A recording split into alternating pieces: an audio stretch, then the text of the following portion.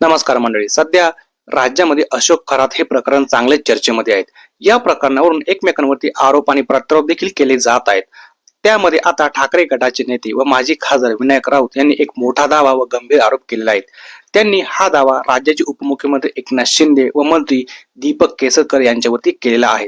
तर त्यांनी काय गंभीर आरोप केला व काय दावा केला ही पूर्ण माहिती या व्हिडिओमध्ये जाणून घेणार आहोत. नुकतंच विनायक राऊत यांनी प्रसारमाध्यमांशी संवाद साधला व त्यामध्ये त्यांनी एक मोठा दावा केला. ते असे म्हणाले की मंत्री दीपक केसरकर यांची SIT चौकशी व्हायला पाहिजे, कारण दीपक केसरकर यांनीच उपमुख्यमंत्री एकनाथ शिंदे यांची ओळख या भोंदूबाबाशी करून दिली आणि त्यानंतरच या अशोक खरातनेच म्हणजेच या भोंदूबाबांनी त्यांना गुवाहाटी जाण्याचा मार्ग सांगितला. हा मोठा गंभीर आरोप त्यांनी राज्याचे उपमुख्यमंत्री एकनाथ शिंदे व मंत्री दीपक केसरकर यांच्यावरती केला. पुढे विनायक राऊत असं पण म्हणाले की मी राज्याचे मुख्यमंत्री देवेंद्र फडणवीस यांना मागणी करतो की त्यांनी या प्रकरणाची सखोल चौकशी करावी व दखल घ्यावी. आणि या भोंदू बाबाचे म्हणजे या अशोक खराचे बड्या बड्या राजकीय नेत्यांशी संबंध होते, त्यामुळे आता खूप जणांची नावं समोर येत आहेत, त्यामुळे त्याचा घातपात पण होऊ शकतो, हे पण गोष्ट लक्षात ठेवावी.